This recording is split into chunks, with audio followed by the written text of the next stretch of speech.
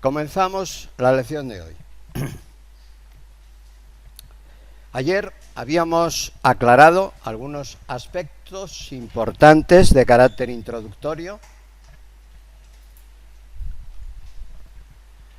sobre la vinculación que existe entre historia económica, teoría económica y criterios para aplicar la teoría y la historia a la realidad.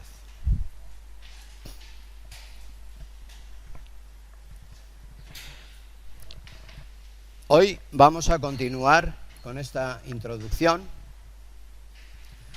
señalando algunos aspectos importantes que no fueron comentados ayer.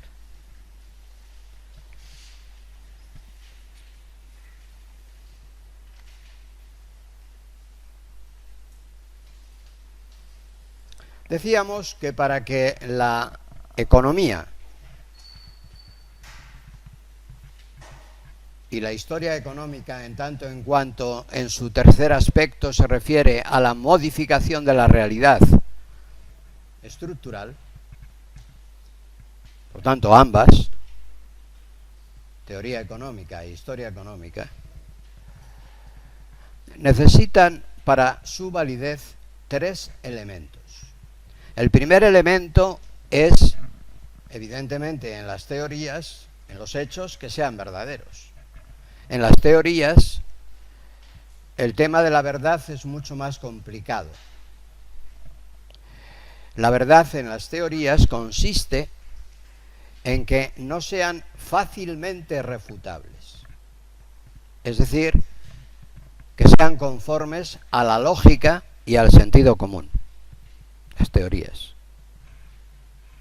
Yo puedo tener la teoría de que las personas vuelan, pero bueno, es una teoría que no fácilmente refutable.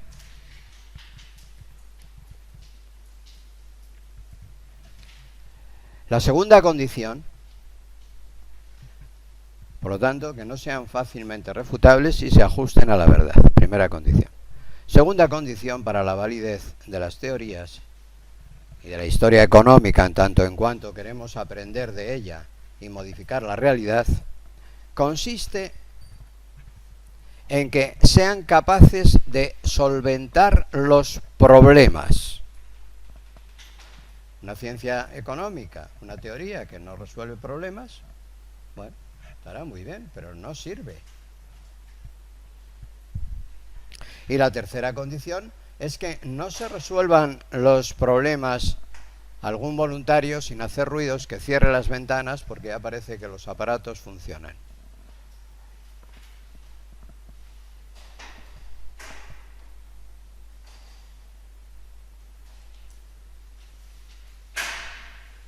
Por favor, ¿quieren cerrar la ventana si son tan amables alguno de ustedes? Por allí atrás, ¿alguno es tan amable sin hacer ruidos de cerrar las últimas ventanas?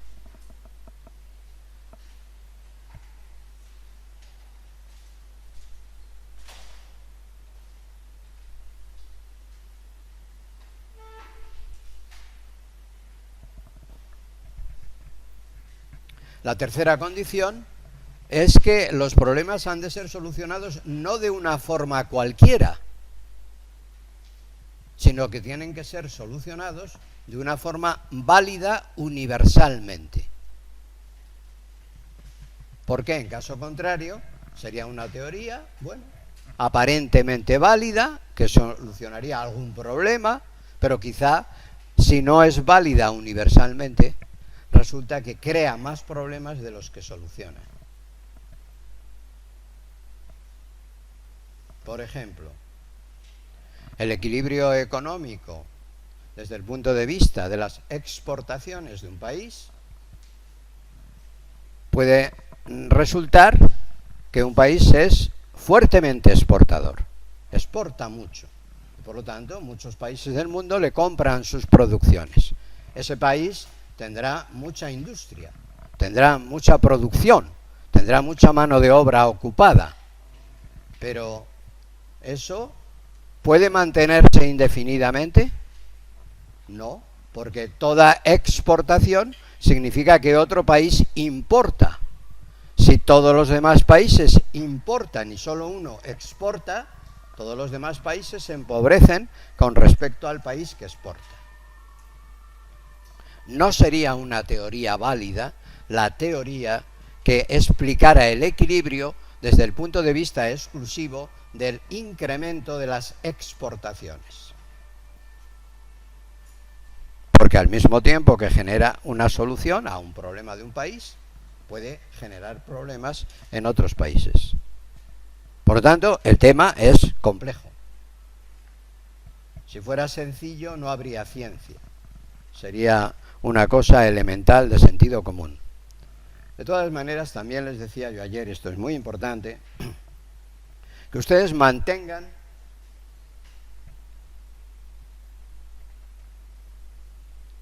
Perdón, voy a interrumpir un momento la clase.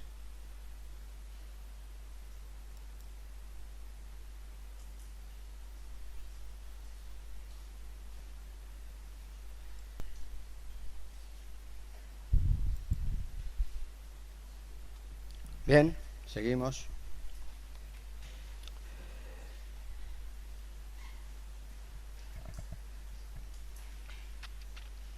El orden histórico, por lo tanto, no debe contemplarse, en este sentido, sin el tercer elemento, que consiste en la capacidad de aprender de él para poder influir en la modificación de las estructuras de cara al futuro.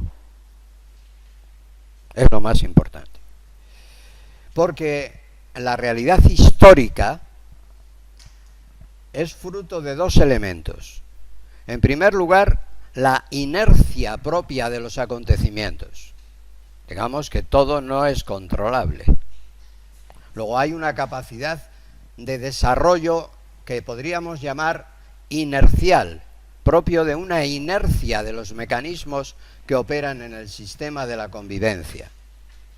Pero en segundo lugar, también la historia pasada, es el resultado de nuestros actos, de nuestras acciones individuales y colectivas.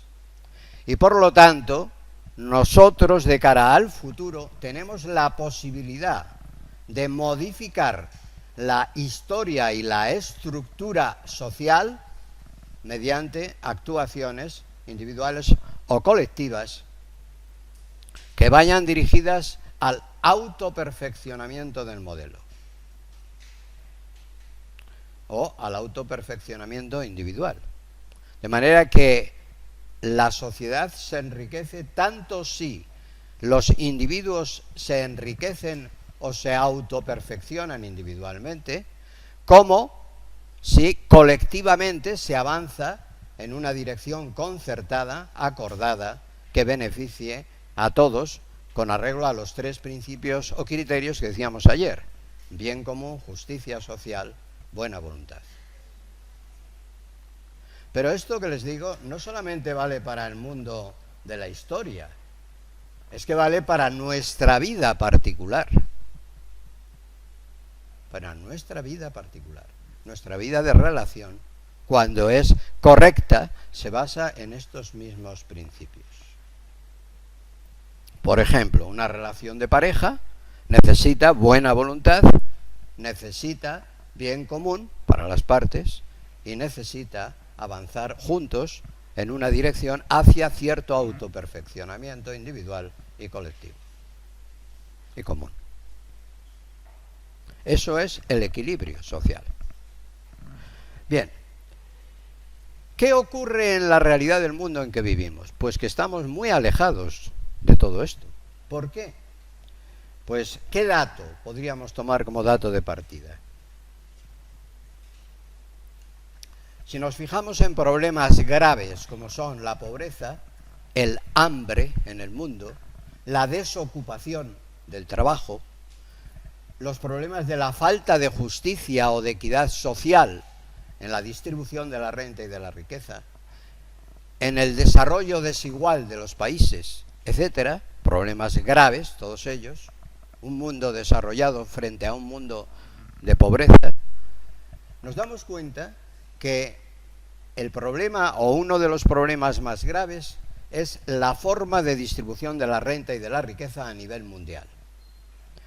¿Cuál es la distribución de la renta y de la riqueza a nivel mundial? Pues miren ustedes, según datos de Naciones Unidas, en un programa que se llama PNUD, Programa de Naciones Unidas para el Desarrollo, PNUD, PNUD, según ese programa de Naciones Unidas, el 25% más pobre de la población mundial solamente ostenta el 1,8% del Producto Bruto Mundial. El 25%, el 1,8%. El 25% más rico de la población mundial ostenta el 89% del Producto Bruto Mundial, de lo que se produce en el mundo cada año. El 25% más rico, el 89%. El 25% más pobre, el 1,8%. Dicho de otra manera, esto mismo. 3/4 partes de la población, el 75%, no llegan al 11% del Producto Mundial. Porque hay un 25% que ya tiene el 89%. Entre los otros 3/4 de la población mundial no llegan al 11%.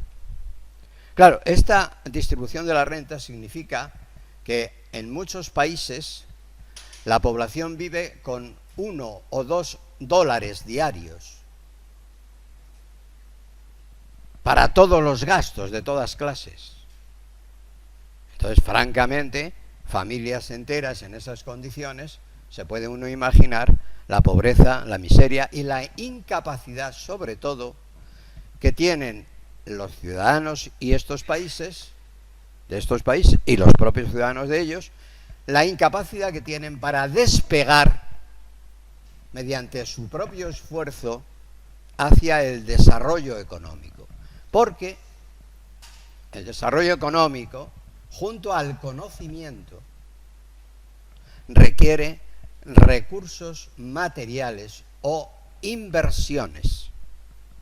Las dos cosas son necesarias, conocimiento e inversiones, pero con esa capacidad de renta es imposible ahorrar, y si es imposible ahorrar, es imposible dedicar ningún fondo a inversiones.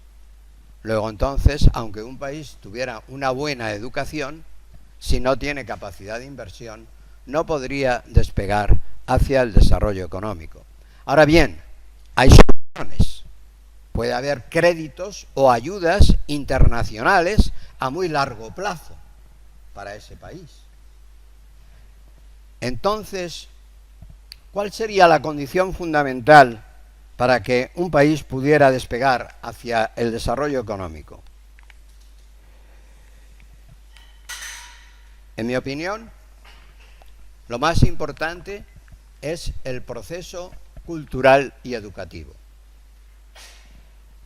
A partir de ese proceso cultural y educativo, que permite a cada persona administrar sus propios recursos, sus propias capacidades, su propio tiempo, su propia capacidad intelectual, sus esfuerzos, y organizar su vida, tiene la posibilidad de buscar métodos que le permitan el crédito necesario para realizar una inversión que redunde en su propio desarrollo. En esto hay un ejemplo paradigmático muy importante. ¿Cuál es? Pues es el caso del Banco Grameen, el banco creado por Muhammad Yunus, un economista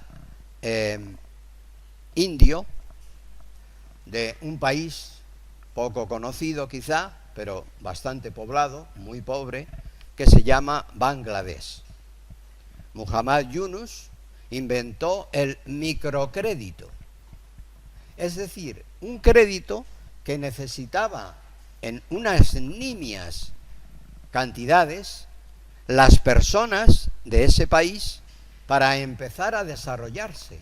Por ejemplo, las amas de casa se les entregaba lo necesario para comprarse una máquina de coser y con eso ya tenían para hacer sus prendas y poderlas vender en un mercado, por ejemplo. Y quien dice eso, pues dice multitud de cosas que se pueden hacer, cada uno especializándose en algo que considere que tiene interés y que puede realizarlo o venderlo en el mercado, al mismo tiempo que procurarse una satisfacción económica de sus propias necesidades. Por otro lado, los países ricos y las grandes instituciones mundiales de carácter económico, de alguna manera, están obligadas y les conviene, además, financiar el desarrollo de los países pobres. ¿Por qué? Porque es crear una capacidad de demanda para sus propias producciones de exportación. Y en ese sentido, también interesa al desarrollo global que los países pobres vayan desarrollándose y adquiriendo su propia capacidad de consumo, porque eso beneficia a las exportaciones de los países ricos.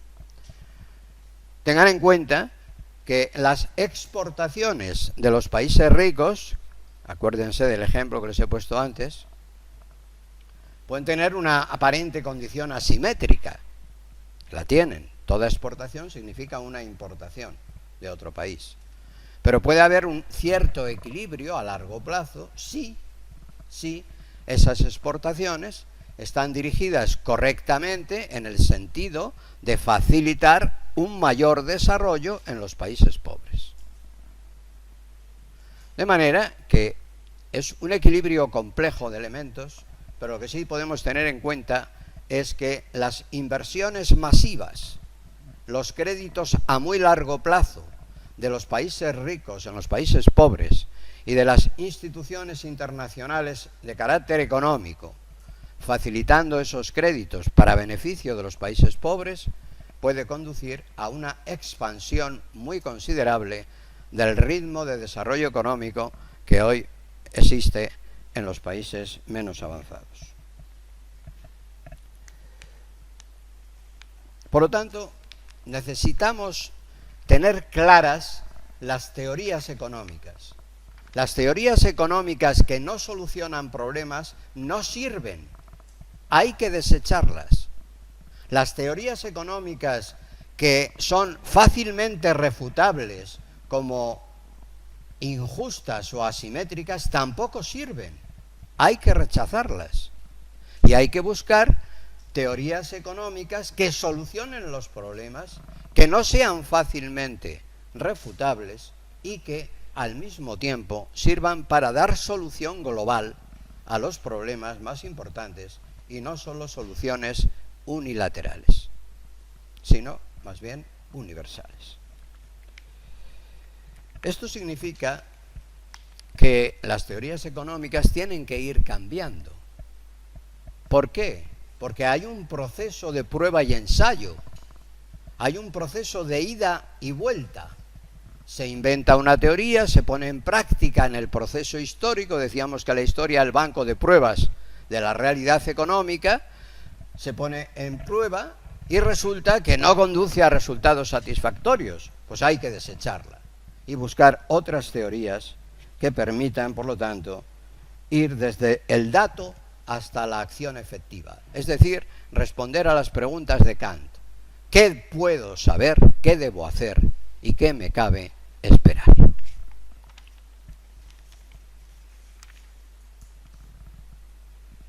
Estas preguntas son las que ayer habíamos formulado como básicas para la conducta económica. Sin embargo, ¿quiere esto decir que todas las teorías económicas hoy vigentes han de ser rechazadas? Evidentemente no.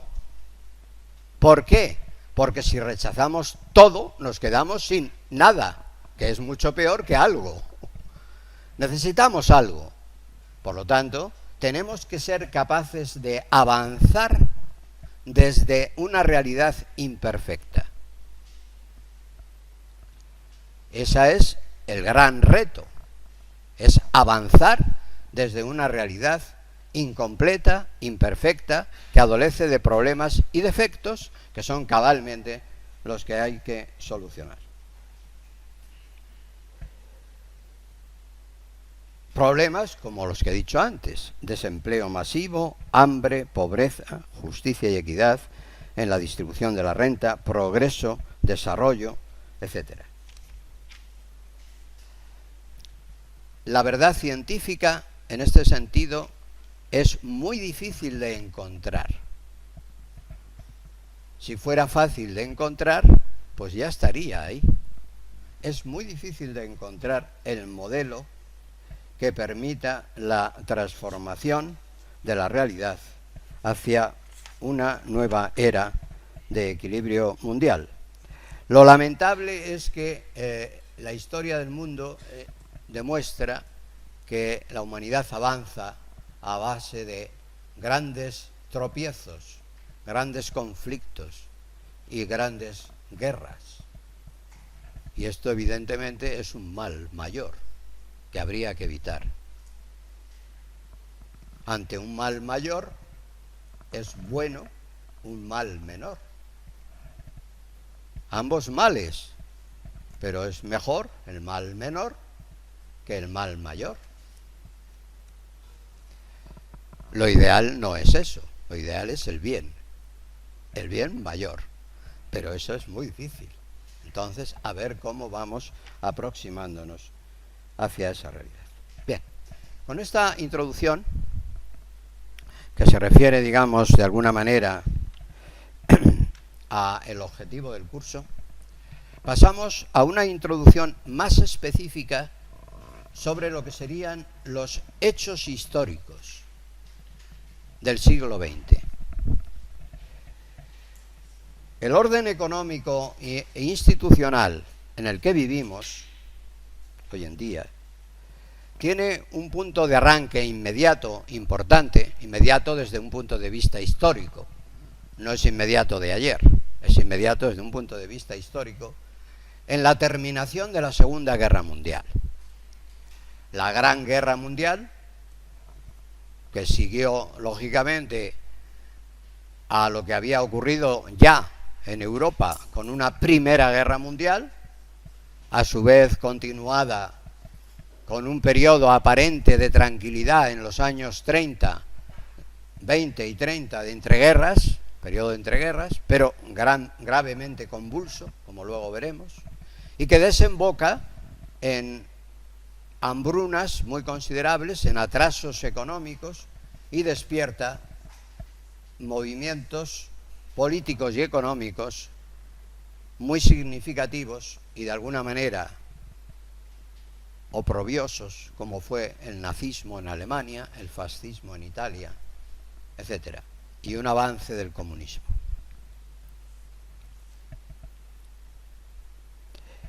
El orden mundial que nace de la Segunda Guerra Mundial veremos cuáles han sido estas etapas a lo largo del siglo XX.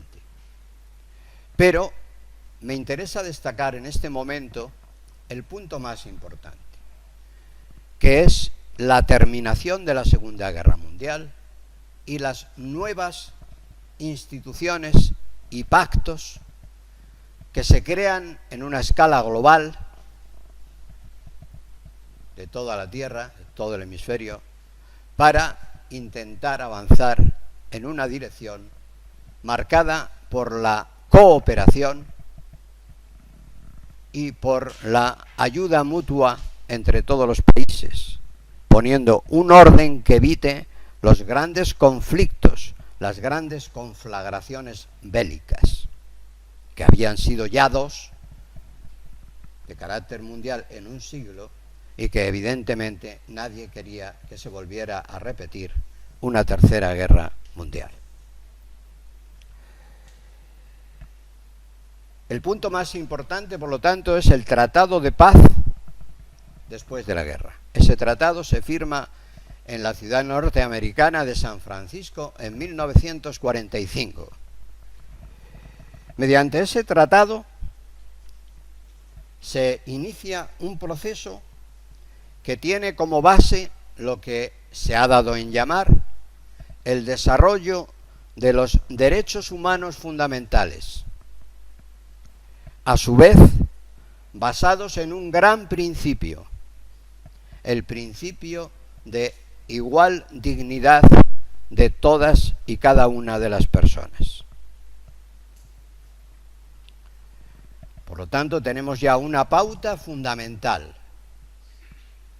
para regir el mundo, una igual dignidad reconocida a todos los seres humanos por igual, sin discriminación por ninguna causa, sexo, nación, religión, etc. Y unas instituciones de cooperación y ayuda mutua que quieren responder a ese principio de igualdad en la dignidad humana y en los derechos humanos fundamentales que derivan precisamente de esa igualdad de la dignidad. Y por eso, las Naciones Unidas, una vez constituida la Carta y firmada la Carta de San Francisco para la Paz, y creado el Organismo de Naciones Unidas, que engloba a todos los países libres del mundo, entonces muy pocos, porque la mayoría todavía estaban en la etapa de la colonización, y ha tenido que pasar un periodo muy largo de tiempo para que los 50 países fundadores de la paz en San Francisco se conviertan en 200 países, a medida que se han ido liberando los países del viejo colonialismo, de las metrópolis principalmente europeas y también la norteamericana.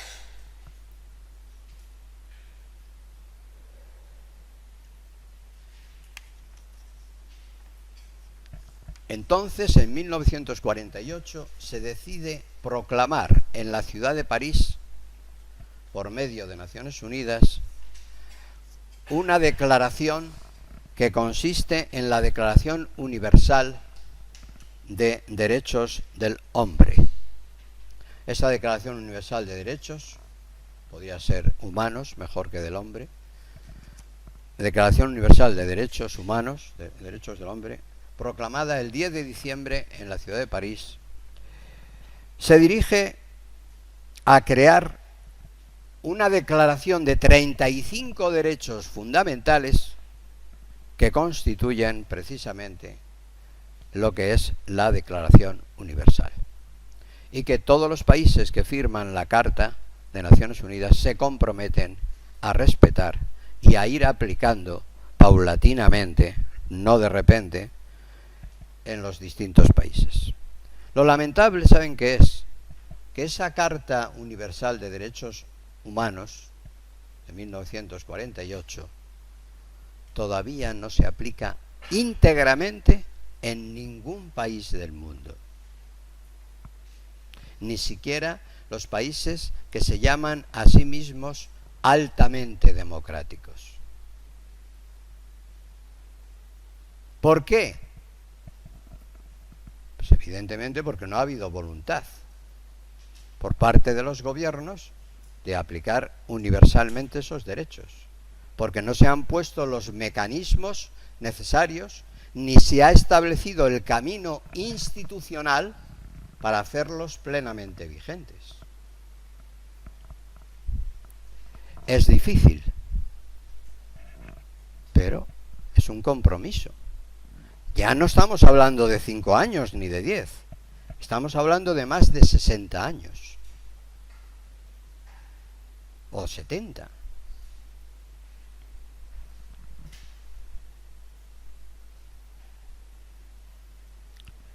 ¿Qué ha sido lo vigente en lugar de la aplicación de esas normas? Una lucha por el poder.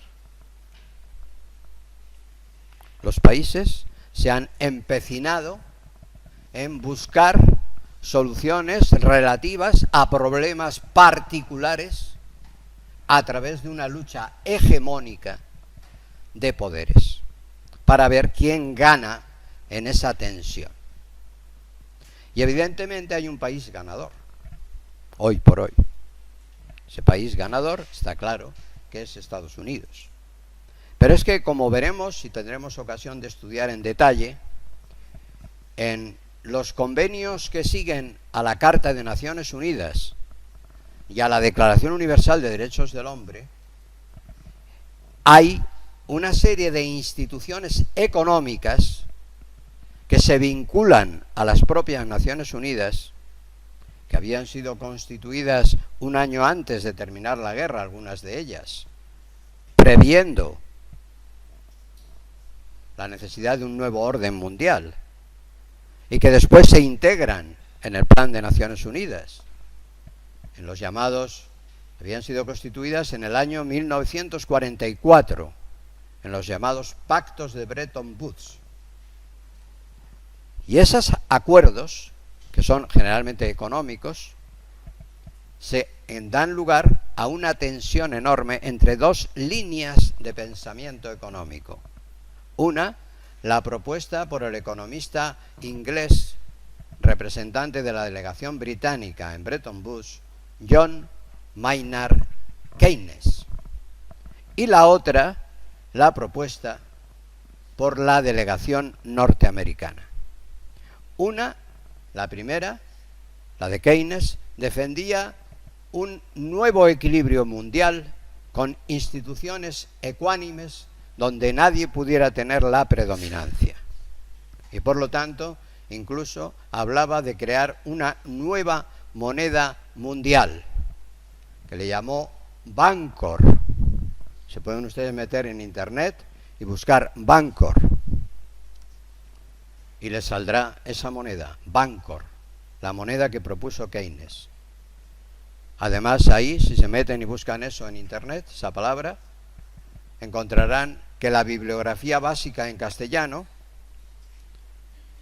es un artículo publicado por mí hace unos años, donde explico la diferencia que existe entre la propuesta de Keynes y la propuesta norteamericana.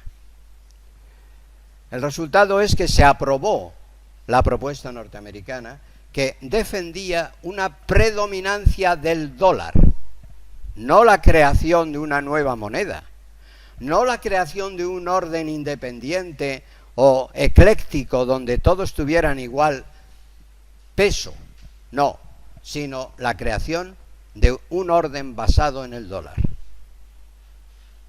Es decir, ya institucionalmente se crea un orden económico basado en el predominio de un país. Dólar norteamericano, que había sido el país que había vencido con el desembarco en Normandía a las fuerzas hitlerianas.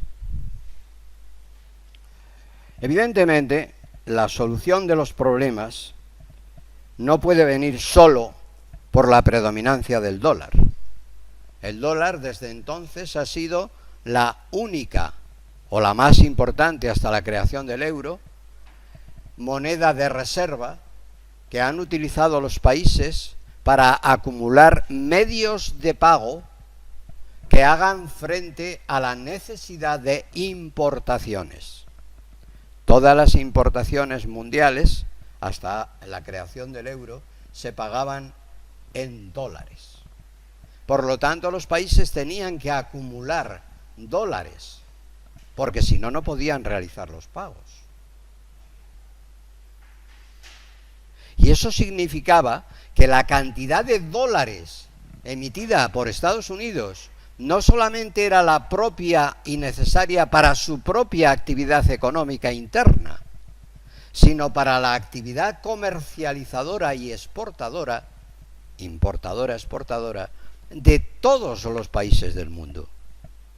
Por lo tanto, Estados Unidos ha creado una enorme cantidad de dólares que no tienen contrapartida en su riqueza propia económica, sino que simplemente han servido de instrumento para los pagos internacionales, y en ese sentido hay un desequilibrio en la apropiación de riqueza entre Estados Unidos y el resto de los países del mundo.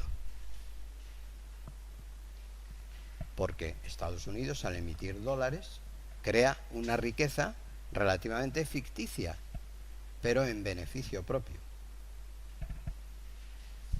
Él emite dólares y otros los usan. Al emitir dólares, él puede realizar importaciones para lanzar esos dólares al mundo, en créditos, en importaciones, etcétera, en cantidad excesiva, digamos. Y por lo tanto, los demás países se ven, en ese sentido, mediatizados por la moneda de reserva en detrimento de su propia riqueza. De manera que hay una riqueza asimétrica de la cual se apropia durante décadas Estados Unidos al ser utilizada la moneda de reserva, el dólar, como básica del sistema. Esto se logra pactar en Bretton Woods, contrariamente a las ideas de Keynes propuestas con el fundamento del Bancor y todas las demás medidas que él proponía. A esto se añaden una serie de principios económicos que Estados Unidos también defiende, como son la lucha competitiva entre países, pero observemos que esa lucha competitiva es entre desiguales en poder económico.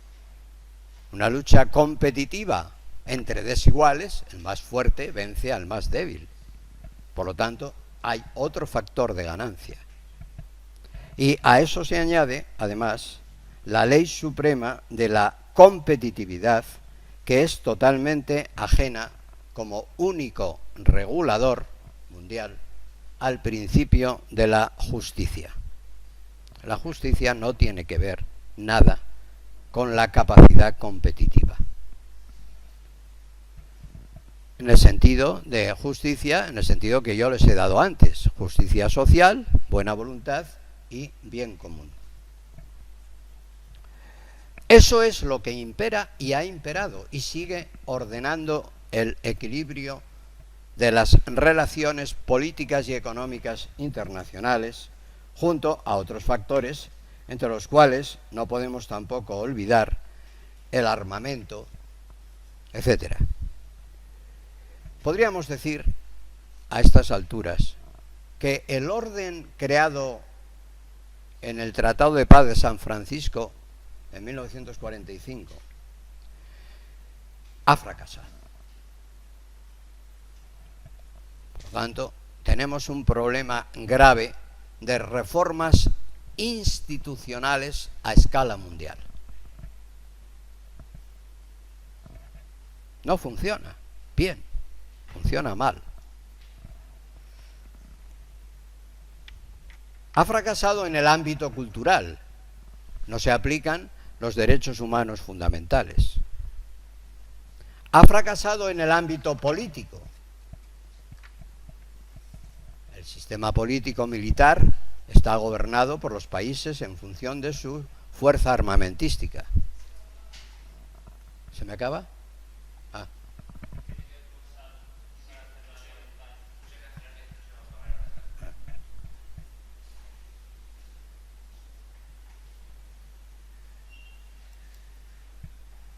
¿Qué hago?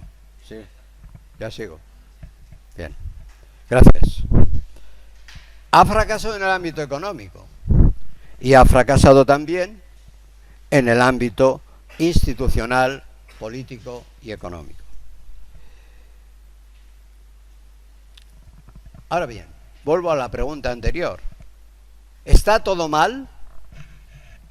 Está como está. Un buen diagnóstico de la realidad sería el punto de partida. Tenemos que saber cómo y por qué está así. Esto sería la primera pregunta de Kant, a nivel histórico. ¿Qué puedo saber? Después ya veremos qué hago. Segunda parte, pero es que la primera ya de por sí es compleja. Bien. Por ejemplo, la aparición del euro, la Unión Europea, es un foco de poder muy importante, además con vocación de expansión, de absorción de países, abierto a democracias. Bueno, puede ser una idea muy interesante si se lleva adelante bien, con justicia, pero también hemos visto y vemos que tiene enormes defectos. está muy incompleta. El endeudamiento entre países está lastrando a los más débiles.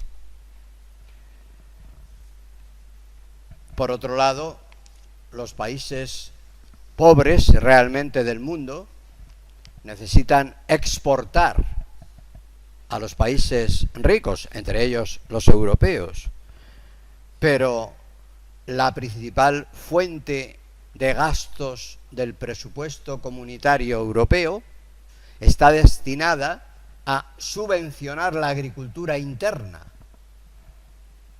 Si los países pobres quieren exportar sus producciones agrarias, tienen que hacerlo a precios inferiores a unas producciones agrarias internas subvencionadas.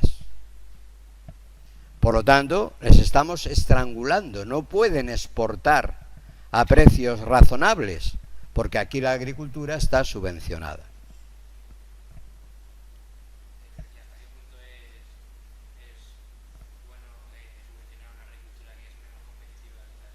Pues no es correcto, pero Europa tiene esa política, que ha sido patrocinada principalmente por Francia, para proteger su propia producción agrícola, en el sentido de que se ha dicho como justificación: es necesario tener algo de producción agrícola para el autoabastecimiento. En caso contrario, la dependencia alimentaria del resto del mundo podía llevar a un estrangulamiento del área europea.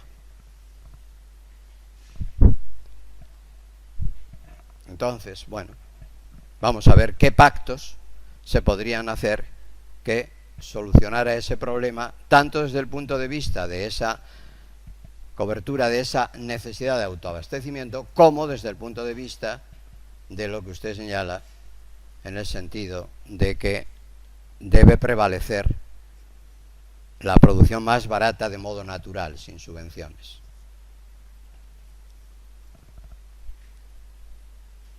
Por otro lado, las ayudas europeas al desarrollo son muy escasas, no cubren esta ganancia que se obtiene por la vía del límite a las exportaciones de países terceros hacia Europa.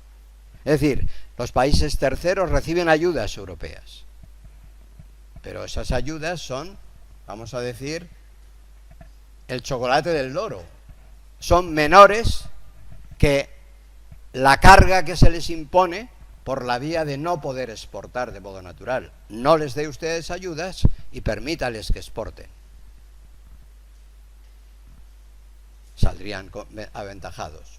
Por lo tanto, es un poco cínico dar ayuda al pobre, pero al mismo tiempo ponerle una traba que le impide progresar de forma natural con su propio esfuerzo.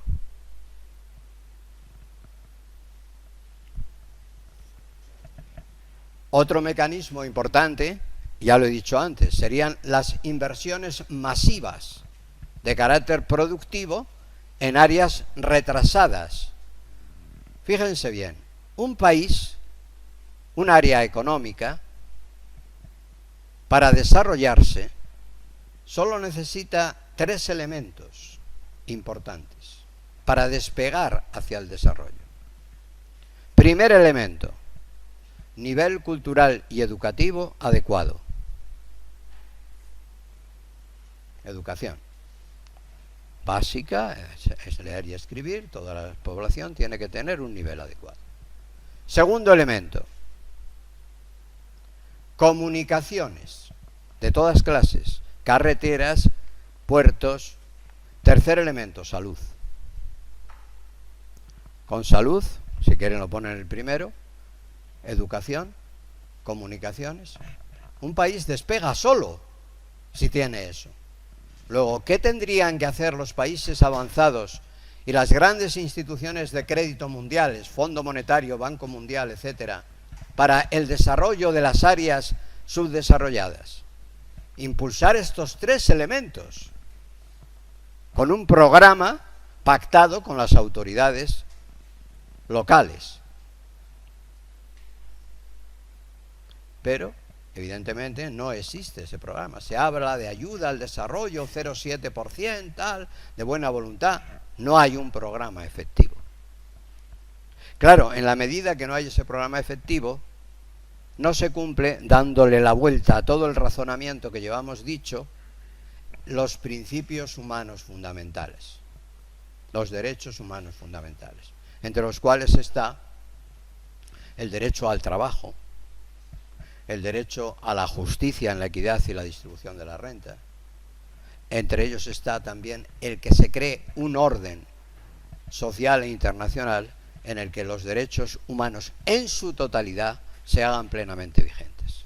Esos derechos humanos, proclamados por la ONU en 1948, en París, no son unos derechos humanos cualesquiera, son todos muy importantes, requieren su aplicación total y conjunta, porque son como un barco que es el cúmulo de derechos que derivan de la dignidad humana. Si se omite uno de ellos, ese barco hace agua, tiene una vía de agua y se va a hundir. Hay que tapar la vía de agua, luego hay que aplicar todos esos derechos, porque todos dimanan de la dignidad de la persona.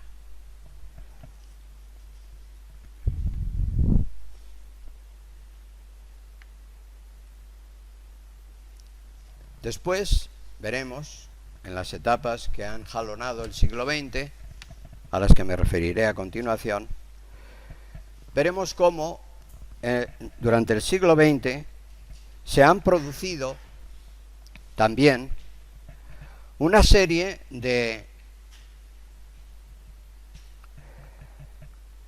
circunstancias importantes, como ha sido después de la Segunda Guerra Mundial, en los años 70, unas crisis especiales que pusieron en tela de juicio el funcionamiento del sistema que se había creado institucionalmente y económicamente, como he dicho, en Bretton Woods. Eso fue la crisis que se llamó la crisis del dólar y después la crisis del petróleo, en los años 70 y 80. Eso llevó a un endeudamiento enorme de los países retrasados, que para sostenerse no tenían más remedio que pedir créditos para poder realizar las importaciones que les permitía la supervivencia, con lo cual los países ricos se convirtieron, por un lado, en exportadores de bienes hacia los pobres, y por otro lado, para que les pagaran, les daban crédito, con lo cual los pobres se endeudaban y además no podían producir sus propias producciones.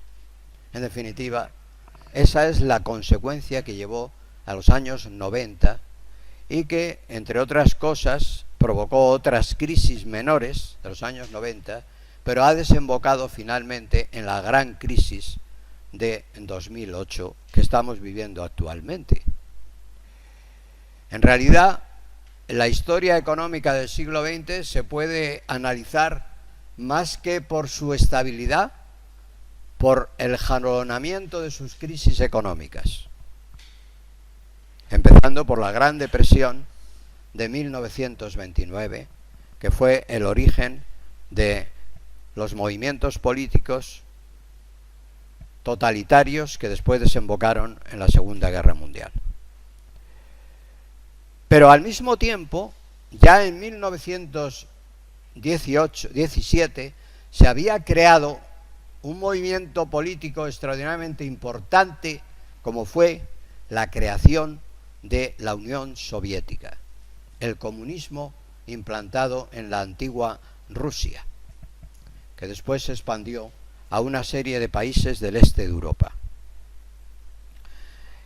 Esa parte comunista, esa etapa del mundo, el siglo XX también, junto a lo que hemos dicho antes, el orden occidental basado en la paz de San Francisco y después en el Tratado de la Unión Europea, cuyo desarrollo subsiste hasta hoy, nos encontramos con que el comunismo implantado en Rusia en 1917, con la revolución bolchevique de octubre de ese año, llega hasta el año 1989, en que se produce el desmoronamiento del telón de acero que había dividido Europa en dos a través de un muro que atravesaba Berlín, la ciudad de Berlín, Berlín Oriental y Berlín Occidental.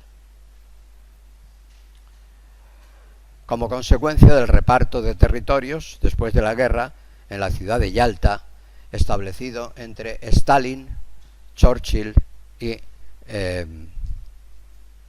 Truman, presidente norteamericano, inglés y ruso.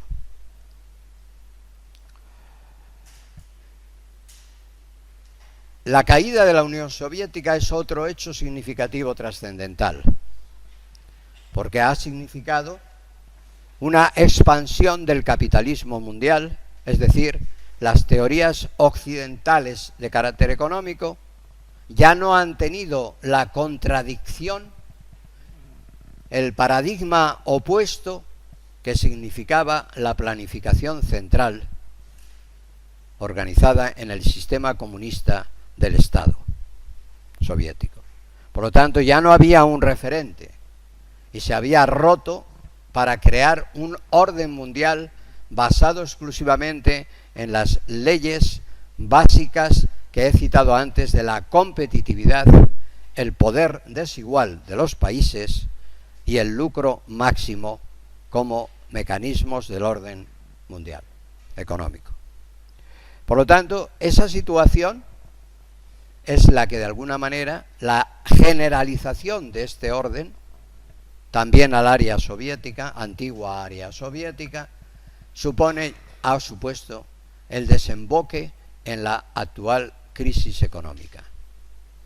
La actual crisis económica significa la generalización de un orden basado en los principios impuestos por Estados Unidos después de la Segunda Guerra Mundial y que tienen como fundamento el dólar. Después, Europa, por su propia iniciativa, ha creado un orden paralelo, todavía naciente, todavía de menor importancia que el dólar, que el área dólar, pero con tendencias crecientes y equiparables en la medida en que Europa sea capaz de mantenerse unida. En la medida en que Europa no sea capaz de mantenerse unida, entonces volverá a la predominancia del antiguo sistema norteamericano. Por lo tanto, es importante esta cuestión. Y en este sentido, pues ya veremos cómo han sido los procesos que han ido jalonando todos estos mecanismos de funcionamiento económico a lo largo de este periodo. Junto a estas ideas podemos destacar a grandes rasgos también las características que rigen el orden mundial a escala de distintos continentes. Tenemos una África, continente africano totalmente retrasado económicamente en comparación con los demás continentes. Tenemos un continente asiático muy diverso, donde nos encontramos un país predominante como es la China comunista, con esa ambivalencia entre una política totalitaria de carácter comunista, por lo tanto no democrática, y al mismo tiempo una economía liberal, que supone pues realmente una contradicción en los propios términos. Tenemos Japón, un país importante que ha escalado etapas de crecimiento económico muy notables durante décadas después de la Segunda Guerra Mundial y que ha pasado a ser de segunda potencia mundial a tercera potencia mundial, ya detrás de China por el volumen total de producto, lo cual en el propio continente asiático se crea una tensión entre estos dos países que siempre han pretendido la dominación del continente asiático y que no son precisamente muy amigos. ya no lo fueron durante la Guerra Mundial, en la que se destacó la invasión de Manchuria por los japoneses. Mientras tanto, el continente, el centro de gravedad en la política económica, se va trasladando a Asia, porque el ritmo de crecimiento de dos países centrales de Asia, como son China e India, es muy elevado. Durante más de una década, China ha estado creciendo a tasas del 10% anual. Y en estos momentos ha bajado su tasa al 6%, cuando la tasa del país que más crece en el mundo, según datos que hoy mismo ha dado el Fondo Monetario Internacional, entre los países desarrollados o casi desarrollados, no sé si España está ahí, países desarrollados, es España, con un 3,1% de crecimiento anual. Pero es que la China comunista, con una población de más de 1.400 millones de habitantes, solo en un país, el primer país más poblado del mundo, tiene una potencia en ciernes extraordinaria. Lo mismo le ocurre, o muy parecido, a la India, aunque con un sistema económico distinto. Porque la India, aunque la población es menor, crece a un ritmo mayor que la de China, debido a que en China se impuso el control de natalidad durante décadas, que impedían que las familias tuvieran más de un hijo, y en cambio en la India se ha permitido la libertad de procreación. La pobreza es grande en la India, pero la tasa de crecimiento de la población crece a un ritmo muy elevado. Si hace 20 años India tenía 700 millones de habitantes y China 1.100 o 1.200, en estos momentos China tiene 1.400, pero India tiene 1.300 millones de habitantes. El ritmo de crecimiento es enorme de la población.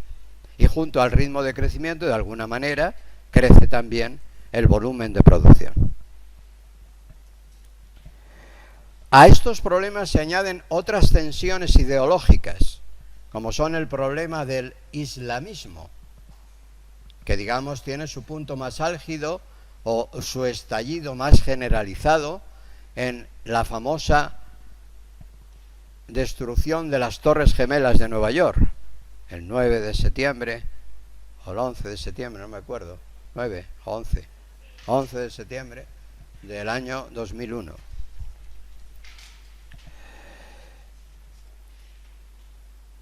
Y las tensiones continuas en Oriente Medio.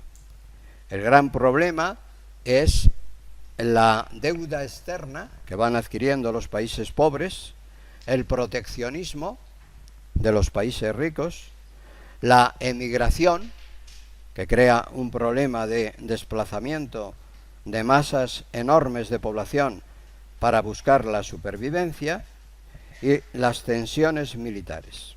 Según un informe de la FAO, la Agencia de Naciones Unidas para la Alimentación, con el 10% de lo que el mundo dedica a armamento, se podría acabar definitivamente el hambre en el mundo. Solo en un año. Con el 10% de lo que el mundo dedica a armamento, solo en un año se podría acabar con el problema del hambre en el mundo.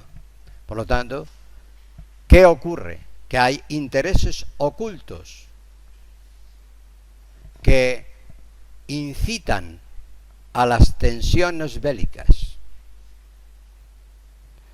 Un autor, Esteban Cabal, periodista español, radicado en Estados Unidos, ha escrito un libro que se llama El Nuevo Orden Mundial.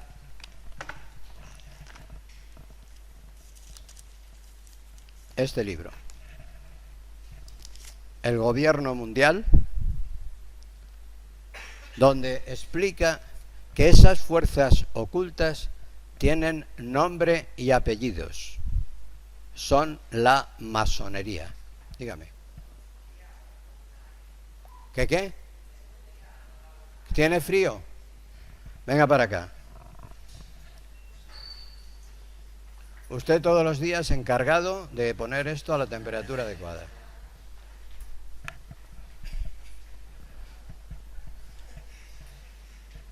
Bien, seguimos. Y terminamos, simplemente, para volver al principio.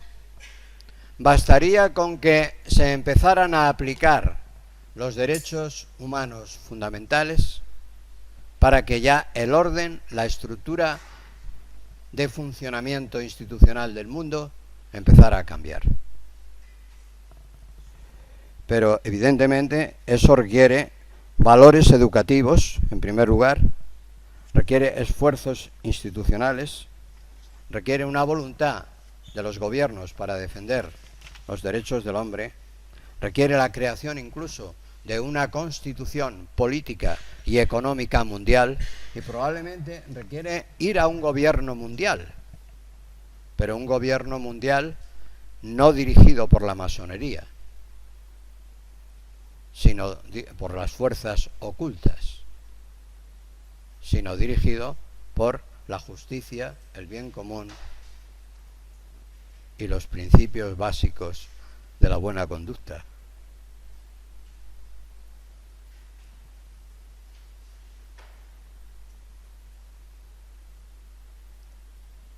En definitiva, al mismo tiempo que cambiamos el mundo, tenemos que ir cambiándonos a nosotros mismos.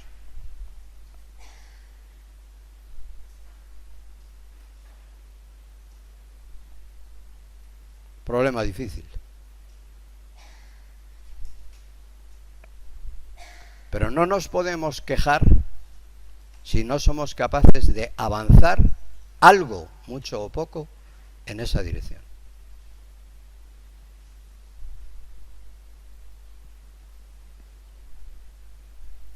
Nunca es tarde para el esfuerzo.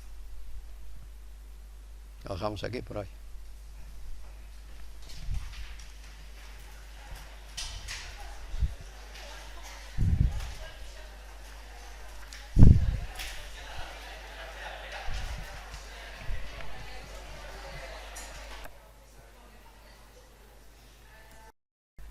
Una serie de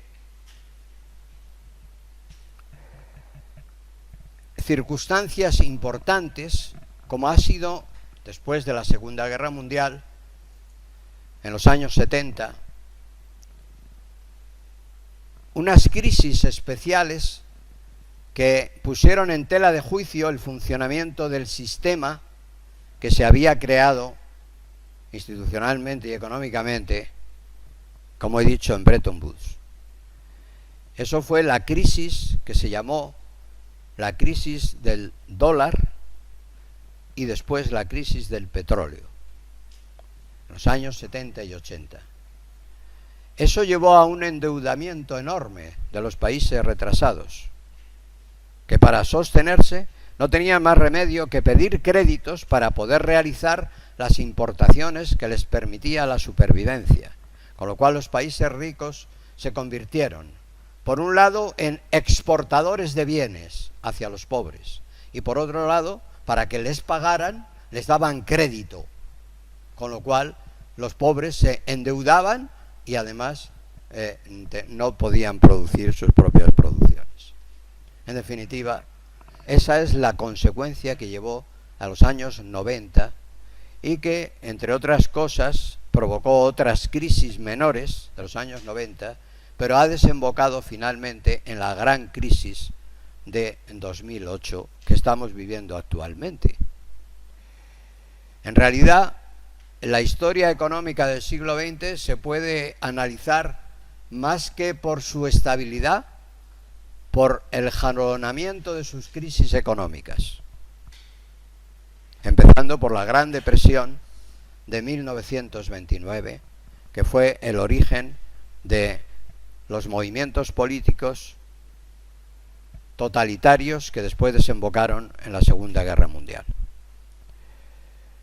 Pero al mismo tiempo, ya en 1929 XVII se había creado un movimiento político extraordinariamente importante, como fue la creación de la Unión Soviética, el comunismo implantado en la antigua Rusia, que después se expandió a una serie de países del este de Europa. Esa parte comunista, esa etapa del mundo, el siglo XX también, junto a lo que hemos dicho antes, el orden occidental basado en la paz de San Francisco y después en el Tratado de la Unión Europea, cuyo desarrollo subsiste hasta hoy, nos encontramos con que el comunismo implantado en Rusia en 1917, con la revolución bolchevique de octubre de ese año, llega hasta el año 1989, en que se produce el desmoronamiento del telón de acero que había dividido Europa en dos a través de un muro que atravesaba Berlín, la ciudad de Berlín, Berlín Oriental y Berlín Occidental. Como consecuencia del reparto de territorios después de la guerra en la ciudad de Yalta, establecido entre Stalin, Churchill y Truman, presidente norteamericano, inglés y ruso.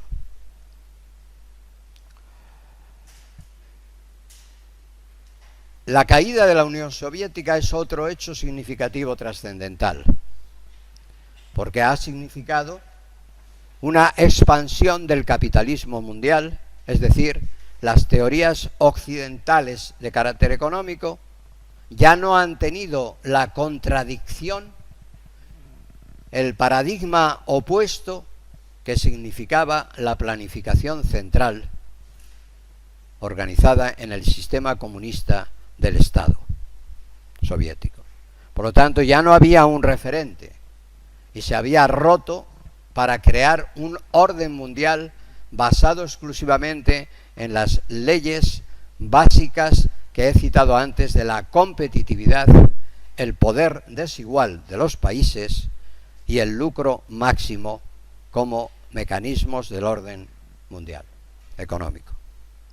Por lo tanto, esa situación es la que de alguna manera la generalización de este orden también al área soviética, antigua área soviética, ha supuesto el desemboque en la actual crisis económica. La actual crisis económica significa la generalización de un orden basado en los principios impuestos por Estados Unidos después de la Segunda Guerra Mundial y que tienen como fundamento el dólar. Después, Europa, por su propia iniciativa, ha creado un orden paralelo, todavía naciente, todavía de menor importancia que el dólar, que el área dólar, pero con tendencias crecientes y equiparables en la medida en que Europa sea capaz de mantenerse unida. En la medida en que Europa no sea capaz de mantenerse unida, entonces volverá a la predominancia del antiguo sistema norteamericano. Por lo tanto, es importante esta cuestión. Y en este sentido, pues ya veremos cómo han sido los procesos que han ido jalonando todos estos mecanismos de funcionamiento económico a lo largo de este periodo. Junto a estas ideas podemos destacar a grandes rasgos también las características que rigen el orden mundial a escala de distintos continentes. Tenemos una África, continente africano totalmente retrasado económicamente en comparación con los demás continentes. Tenemos un continente asiático muy diverso, donde nos encontramos un país predominante como es la China comunista, con esa ambivalencia entre una política totalitaria de carácter comunista, por lo tanto no democrática, y al mismo tiempo una economía liberal. supone pues realmente una contradicción en los propios términos. Tenemos Japón, un país importante que ha escalado etapas de crecimiento económico muy notables durante décadas después de la Segunda Guerra Mundial y que ha pasado a ser de segunda potencia mundial a tercera potencia mundial, ya detrás de China por el volumen total de producto, lo cual en el propio continente asiático se crea una tensión entre estos dos países que siempre han pretendido la dominación del continente asiático y que no son precisamente muy amigos. Ya no lo fueron durante la Guerra Mundial, en la que se destacó la invasión de Manchuria por los japoneses. Mientras tanto, el continente, el centro de gravedad en la política económica, se va trasladando a Asia, porque el ritmo de crecimiento de dos países centrales de Asia, como son China e India, es muy elevado. Durante más de una década, China ha estado creciendo a tasas del 10% anual. Y en estos momentos ha bajado su tasa al 6%, cuando la tasa del país que más crece en el mundo, según datos que hoy mismo ha dado el Fondo Monetario Internacional, entre los países desarrollados o casi desarrollados, no sé si España está ahí, países desarrollados, es España, con un 3,1% de crecimiento anual.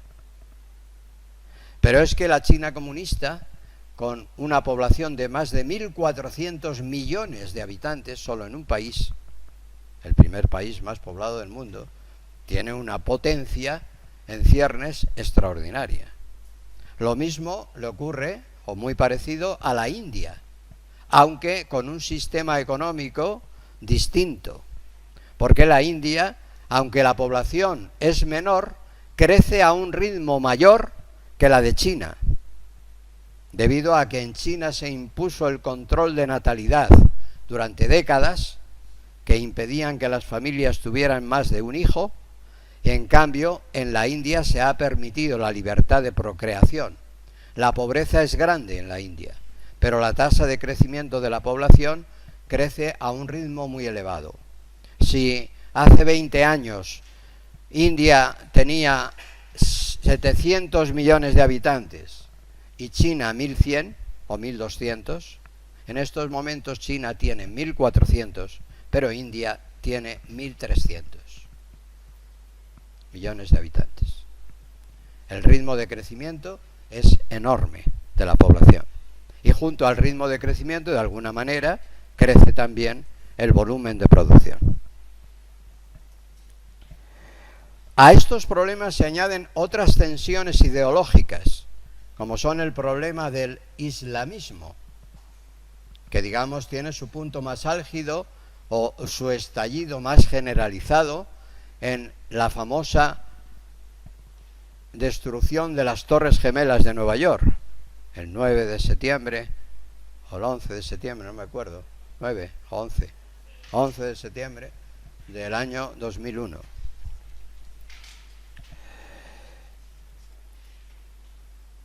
Y las tensiones continuas en Oriente Medio. El gran problema es la deuda externa que van adquiriendo los países pobres, el proteccionismo de los países ricos, la emigración, que crea un problema de desplazamiento de masas enormes de población para buscar la supervivencia, y las tensiones militares. Según un informe de la FAO, la Agencia de Naciones Unidas para la Alimentación, con el 10% de lo que el mundo dedica a armamento, se podría acabar definitivamente el hambre en el mundo, solo en un año. Con el 10% de lo que el mundo dedica a armamento, solo en un año, se podría acabar con el problema del hambre en el mundo. Por lo tanto, ¿qué ocurre? Que hay intereses ocultos que incitan a las tensiones bélicas. Un autor, Esteban Cabal, periodista español, radicado en Estados Unidos, ha escrito un libro que se llama El Nuevo Orden Mundial.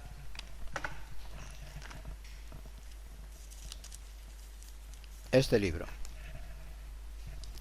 El Gobierno Mundial, donde explica que esas fuerzas ocultas tienen nombre y apellidos. Son la masonería. Dígame. ¿Qué? ¿Tiene frío? Venga para acá. Usted todos los días encargado de poner esto a la temperatura adecuada.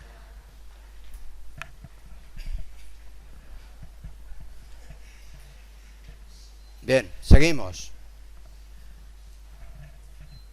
Y terminamos, simplemente, para volver al principio.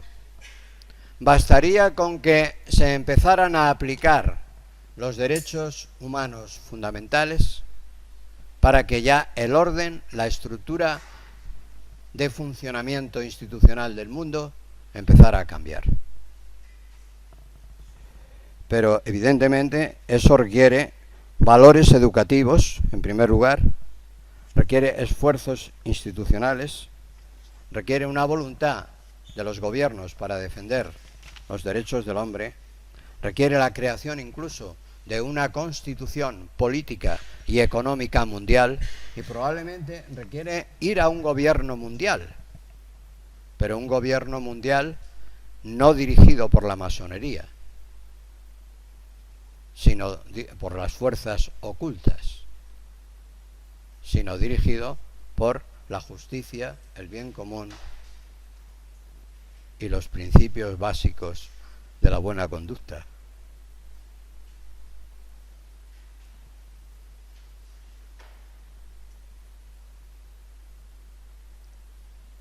En definitiva, al mismo tiempo que cambiamos el mundo,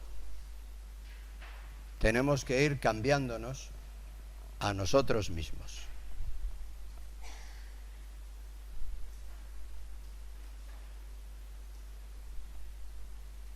Problema difícil. Pero no nos podemos quejar si no somos capaces de avanzar algo, mucho o poco, en esa dirección.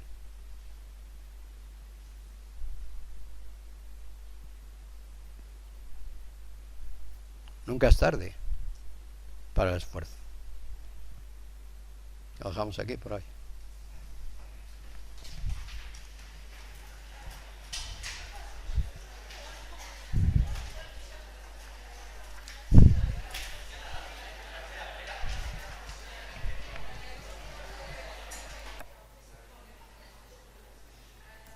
Que crea un problema de desplazamiento de masas enormes de población para buscar la supervivencia y las tensiones militares.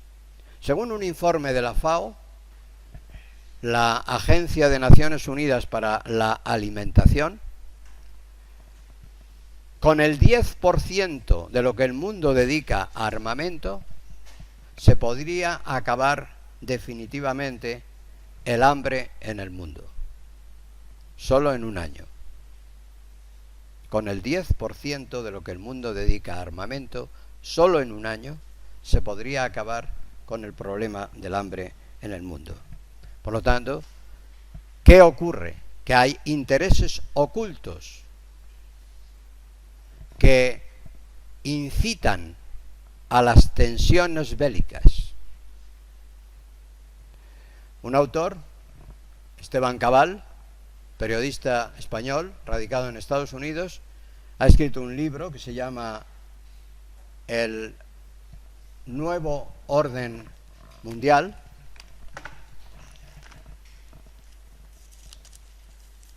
Este libro, El Gobierno Mundial, donde explica que esas fuerzas ocultas tienen nombre y apellidos. Son la masonería. Dígame. ¿Qué? ¿Tiene frío? Venga para acá. Usted todos los días encargado de poner esto a la temperatura adecuada.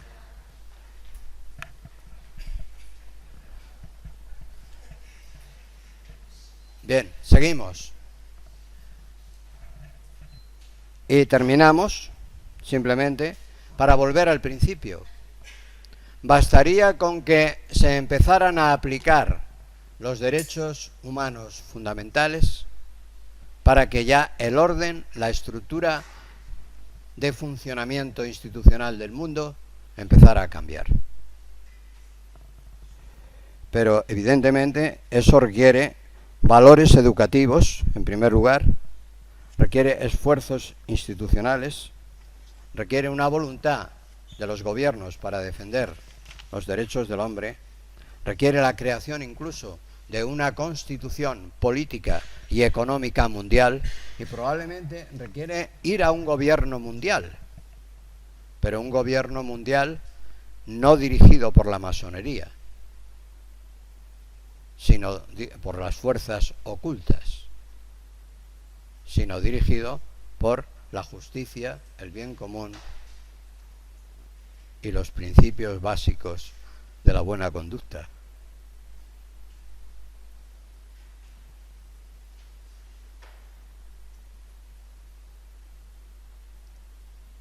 En definitiva, al mismo tiempo que cambiamos el mundo, tenemos que ir cambiándonos a nosotros mismos.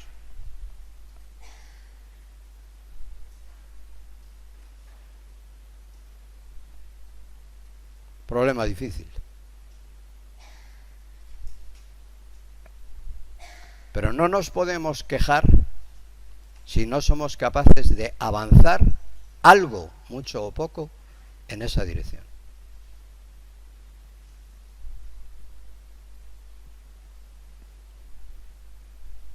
Nunca es tarde para el esfuerzo. Lo dejamos aquí por hoy.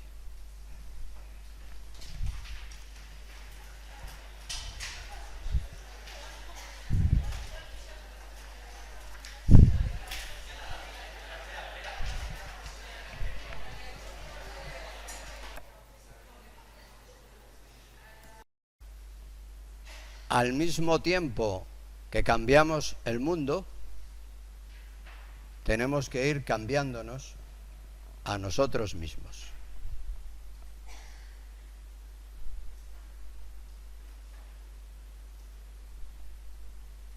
Problema difícil. Pero no nos podemos quejar si no somos capaces de avanzar algo, mucho o poco, en esa dirección.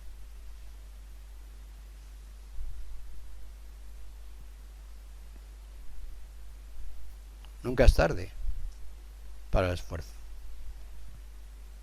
Lo dejamos aquí por hoy.